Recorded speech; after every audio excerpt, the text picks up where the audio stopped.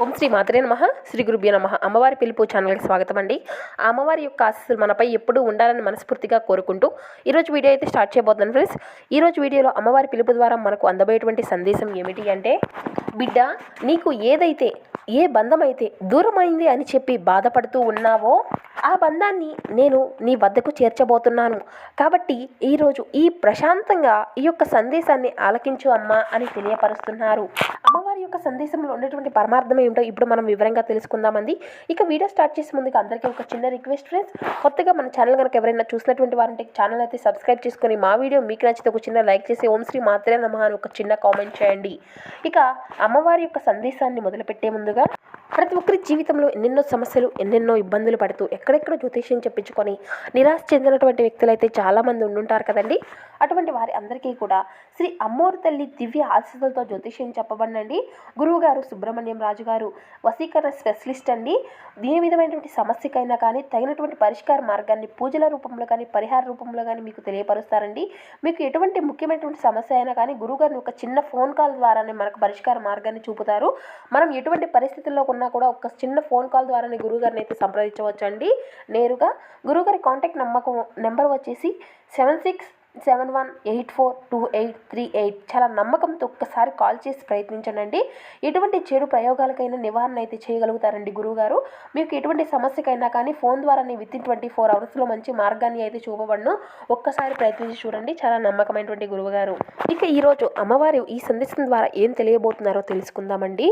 ఇక బిడ్డ, నీ నుండి నీ యొక్క మనసు నుండి శాశ్వతంగా దూరమైనటువంటి ఒక బంధం గురించి, ఆ బంధం గురించి పదే పదే ఆలోచిస్తూ బాగా బాధపడుతూ ఉంటున్నావు కదా.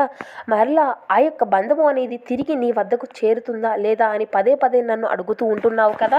మరి ఈరోజు ఈ యొక్క సందేశంలో ఒక మంచి మాటను అయితే నీకు తెలియపరచాలి అని ఈ విధంగా నీ ముందుకు వచ్చాను. దీని ద్వారా నీ మనసులో ఉండేటువంటి భారము మొత్తము కూడా దూరం అయిపోతుంది. ఎవరైతే నిన్ను అవహేళన చేసి నీ నుండి దూరంగా వెళ్ళిపోయారో వారు మళ్ళీ తిరిగి నిన్ను, నీ మనసును అర్థం చేసుకుంటారా లేదా, నా దగ్గరకు వస్తారా లేదా అని చెప్పి పదే పదే తిరిగి వారిని మళ్ళీ నా దగ్గరకు చేర్చు తల్లి అని నువ్వు ఎప్పుడూ కూడా నన్ను అడుగుతూ ఉన్నావు కదా. చూడు బిడ్డ, మన నుండి దూరమైనటువంటి వారు అసలు మన గురించి ఆలోచిస్తున్నారా లేదా అని మనం ఆలోచించడం చాలా సర్వ సమాజమే. అయితే ఈ విధమైనటువంటి ఆలోచనలను నీవు మాత్రమే చేస్తే సరిపోదు, నీ ఎదుటి వ్యక్తులు కూడా ఇదే విధంగా ఆలోచించాలి కదా. అయితే ఈరోజు ఈ సందేశం ద్వారా నీ మనసును అంతా కూడా ఎంతో సంతోషంగా నింపడానికి, అదేవిధంగా నీ తల్లి ఈరోజు నీ యొక్క జీవితంలో నీకు మరుపునటువంటి రోజుగా చేయడానికి ఈ సందేశాన్ని నీ ముందుకు తీసుకువచ్చాను. ఎవరైతే నీ యొక్క జీవితం నుండి నీ నుండి దూరం అయ్యారు అని బాధపడుతూ ఉంటున్నావో, వారు అపార్థం చేసుకున్నారు అని ఇన్ని రోజులు కూడా నీవు బాధపడుతూ ఉంటున్నావు కదా. వారి యొక్క తప్పు తెలుసుకొని నా దగ్గరకు వచ్చి కన్నా దీనికి మించినటువంటి సంతోషం ఏముంటుంది తల్లి అని నీవు అడుగుతూ ఉంటున్నావు. వారు నిన్ను అపార్థం చేసుకుంటున్నారు అని అంటున్నావు కదా. వారు నీ నుండి దూరంగా వెళ్ళిపోయారు అని అనుకుంటున్నావు కదా. తిరిగి నా వద్దకు వచ్చారు అంటే అంతకన్నా మించినటువంటి సంతోషం ఏమీ లేదు అని తల్లి అని నన్ను అడుగుతూ ఉంటున్నావు. చూడు, నిన్ను ఎవరైతే అవమానం చేసి, హేళన చేసి, నిందించి నీ నుండి ఎవరైతే దూరంగా వెళ్ళిపోయినటువంటి వారు ఉన్నారో వారు తిరిగి వారి యొక్క తప్పును తెలుసుకొని నీవే గొప్పవారివి అని చెప్పి ఈ మాటను వారే నిజంగా నీ ముందుకు వచ్చి నీకు అంటే ఎంతో గొప్పగా ఉంటుంది కదా. ఎందుకంటే నీ నిజాయితీ అతి కొద్ది రోజుల్లోనే ఏదైనా కానీ భగవంతుడు చూస్తూనే ఉంటాడు. మీరు ఎంత నిజాయితీగా ఉంటారో, ఎంత గొప్ప మనసుతో ప్రతి ఒక్కరిని కూడా ఏ విధమైనటువంటి ఆలోచనలతో చూస్తూ ఉంటారో ఇటువంటివి అన్నీ కూడా ఆ యొక్క దేవుడు చూస్తూనే ఉంటాడు. కాబట్టి నీ యొక్క సంతోషాన్ని, నీ యొక్క గొప్పదనాన్ని ఎప్పుడూ కూడా నీ నుండి దూరం చేయడు.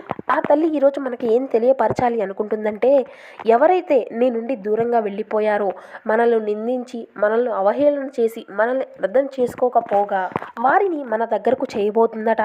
ఎందుకంటే వారు లేకపోతే మన యొక్క జీవితం ఎంతో లోటుపాట్లుగా ఉంటుంది అని ఎవరైతే ఇటువంటి మాటలు అన్నిటినీ కూడా చెప్పుకొని ఆ తల్లి దగ్గర ఏ భక్తుడు కానీ ఏ భక్తురాలు కానీ వేడుకున్నారో కానీ వారికి ఈరోజు ఈ సందేశం ద్వారా ఆ తల్లి ఈ విధంగా తెలియపరుస్తుంది.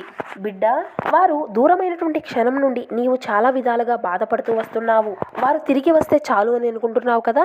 నీ యొక్క మనసును, నీ యొక్క మంచితనాన్ని వారు అర్థం చేసుకుంటే చాలు అని నీవు ఎప్పుడు కూడా కూడా ఇదేమైనటువంటి ఆలోచనలతో ధోరణితో ఉంటున్నావు కదా. అనేకమైనటువంటి కారణాల చేత లేనిపోయినటువంటి నిర్ణయాలు తీసుకొని నీ నుండి నిన్ను నిందించి దూరమైపోయినటువంటి ఈ యొక్క బంధం మరలా తిరిగి అతి త్వరలోనే నీ యొక్క చెంతకు చేరబోతుంది. అలాగే ఎవరైతే నిన్ను తక్కువ స్థాయి అని చెప్పి చులకన చేసి భావనతో చూశారో, సమాజంలో నిన్ను చిన్న చూపు చూసి నిన్ను అవహేళన చేశారో, అటువంటి వారి గురించి పదే పదే అడుగుతూ బాధపడుతూ ఉంటున్నావే. నీ మంచి మనసుకు వారు ఎందుకు నిన్ను ఈ విధంగా అవహేళన చేసి నీ నుండి వెళ్ళిపోయారో వారే అర్థం చేసుకోవాలి.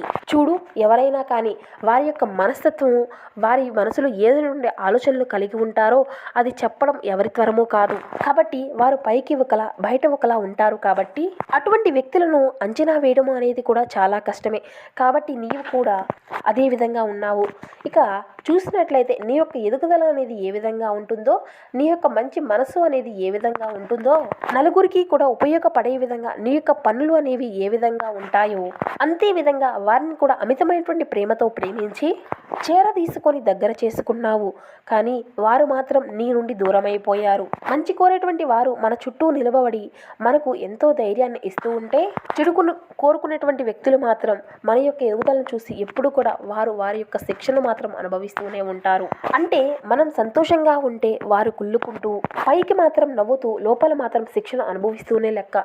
ఎందుకంటే ఎవరైనా కానీ నిజంగా సంతోషంగా ఉండలేరో వారును ఒక శిక్షను అనుభవిస్తున్నారు అని చెప్పాలి. ఎందుకంటే పరుల గురించే ఆలోచిస్తూ వారి యొక్క సంతోషాన్ని ఎవరైతే చూడలేకుండా ఉంటూ వారి యొక్క ప్రోత్సాహాన్ని చూసి వీరు కుళ్ళుకుంటూ ఉంటారో అటువంటి వారి అందరికీ కూడా ఒక జబ్బున్నట్టు లెక్కే. కాబట్టి అటువంటి వ్యక్తుల గురించి నీవు అసలు ఆలోచించవద్దు.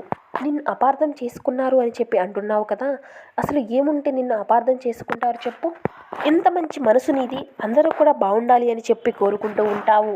అందరికీ కూడా నీకు చేతనంతమైనటువంటి సహాయాన్ని అందిస్తూ ఉంటావు. నీ మనసులో ఉన్నటువంటి వారి గురించి ఆలోచించి నీవు నిత్యము కూడా ఇలా నిద్రాహారాలు మానివేయడం చాలా తప్పు కదూ. కాబట్టి ఎటువంటి సందేహాలను ఎటువంటి ఆలోచనలు పెట్టుకోవద్దు. నీ జీవితాన్ని నీవు సంతోషంగా గడుపుతూ ఉండు. నిజంగా వారు నిన్ను అర్థం చేసుకుంటే వారే నీ దగ్గరకు వస్తారు. అయినా అటువంటి వ్యక్తులు అయితే తిరిగి మళ్ళీ నీ దగ్గరకు వచ్చినప్పటికీ కూడా అటువంటి వ్యక్తులతో కొంచెం నీవు జాగ్రత్తగా ఉండడం అలవరుచుకో.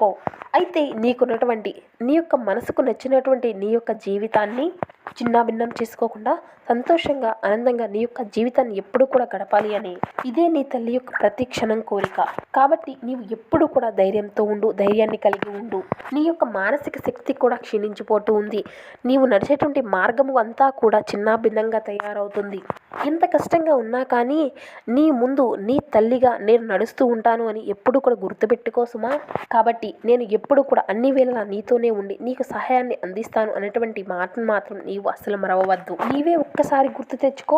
ఏ రోజుల్లో అయినా కానీ ఏ క్షణంలో అయినా కానీ నీతో నేను తోడుగా లేనటువంటి క్షణం ఏదైనా ఉందా చెప్పు. ఒక్కసారి గుర్తు చేసుకో. నేను నీకు ఎన్నిసార్లు సహాయాన్ని అందించాను, ఎన్నిసార్లు నీ ముందు ఉండి నేను నడిపించాను అన్నది కూడా నీవు ఒక్కసారి గమనించుకో. అది నా బాధ్యత. నీవు నా బిడ్డవి. నీకు తప్ప నేను ఎవరికి సహాయం చేస్తాను చెప్పు. ఎన్ని ఆపదలు ఎదురైనా, ఎన్ని కష్టాలు నిన్ను చుట్టుముట్టినా కానీ నేను ఉన్నానటువంటి ధైర్యంతోనే కదా ఇంకా ఇంత సంతోషంగా ఇంత ఆనందంతో నీవు ఉంటున్నావు. అంటే నాకు నా తల్లి ఉందిలే, నా తల్లే అంతా చూసుకుంటుందిలే అనేటువంటి ధీమా నీకు ఏదైతే ఉందో, అంతే విధంగా నా బిడ్డలను నేను కాపాడుకోవాలి అనేటువంటి బరువు బాధ్యతలను కూడా నేను మోస్తూ ఉంటున్నాను. కాబట్టి కొండంత బలంగా నీ వైపు ఎప్పుడూ కూడా నేను నిలబడే ఉంటాను. అమ్మా అని నీవు మనసారా పిలిస్తే చాలు, సప్త సముద్రాలు నేను దూరంగా ఉన్నా కానీ నీ ముందుకు వస్తాను. నేనే స్వయంగా నా బిడ్డల వద్దకు రాలేకపోయినా కానీ ఏదో ఒక రూపంలో వచ్చి నా యొక్క బిడ్డల యొక్క కోరికలను, వారి యొక్క సహాయాన్ని ఖచ్చితంగా తీరుస్తాను. మంచి సలహాలను ఇస్తాను. కాబట్టి మీరు ఏదైనా ఒక తప్పుడు మార్గంలోకి ఎంచుకోవాలి అనుకున్నా, మిమ్మల్ని దండించే విధంగా అయినా కానీ లేదంటే దండించైనా కానీ మిమ్మల్ని మంచి మార్గంలో నిలబడతాను. ఇవి అన్నీ కూడా కేవలం నీకు మాత్రమే నేను ఎందుకు తెలుపుతున్నాను అంటే, ఏ బంధాలు అయితే నీకు దూరం అయ్యాయి అని బాధపడుతూ ఉన్నావో ఆ బంధాల గురించి నీవు అస్సలు బాధపడవద్దు. సంతోషంగా నీ యొక్క జీవితాన్ని ఎంతో ఆనందంగా, అదేవిధంగా ఎంతో ఓర్పుతో సహనంతో నీవు నీ యొక్క జీవితాన్ని గడుపుతున్నటువంటి నీకు ఎవరో దూరం అయ్యారు అని చెప్పి బాధపడుతూ ఉన్నావో వారి గురించి లేనిపోయినటువంటి ఆలోచనలతో అపోహలతో ఏమీ పెట్టుకోకుండా నీ యొక్క ఆలోచనలన్నీ కూడా పూర్తిగా మార్చుకోవాలి అని, మారిపోవాలి అని, ఇక నుండి అయినా నీ యొక్క జీవితాన్ని ఎంతో సంతోషంగా ఆనందంగా గడుపుతావని నీ తల్లి మంచిని నీ నుండి కోరుకుంటూ సెలవు తీసుకుంటుంది. నా ఆశీర్వాదాలు నీకు, నీ కుటుంబ సభ్యులకి ఎప్పుడూ ఉంటాయి బిడ్డ. సంతోషంగా, క్షేమంగా, ఆనందంగా ఉండు అని అమ్మవారు అయితే ఈరోజు ఈ విధంగా ఈ యొక్క సందేశ రూపంలో మనకు తెలియపరిచారండి. మరి ఈ సందేశంలో ఉన్నటువంటి పరమార్థం అంతా కూడా మీకు వివరంగా అర్థమయ్యింది అని అనుకుంటున్నాను. ఈ సందేశం కనుక మీకు నచ్చినట్లయితే ఒక చిన్న లైక్ చేసి సపోర్ట్ చేయడం మాత్రం అసలు మర్చిపోకండి ఫ్రెండ్స్. అదేవిధంగా మన ఛానల్ కనుక ఎవరైనా కొత్తగా చూసినటువంటి వారు ఉంటే మన ఛానల్ అయితే సబ్స్క్రైబ్ చేసుకొని కొంచెం సపోర్ట్ చేయండి. ఇక వీడియో నచ్చితే ఒక చిన్న లైక్ చేసి మమ్మల్ని సపోర్ట్ చేయడం మాత్రం అసలు మర్చిపోకండి. Thank you for watching. Om Shri మాత్రే నమః. శ్రీ గురుభ్యో నమః. జై దుర్గా భవాని. జై జై భవాని.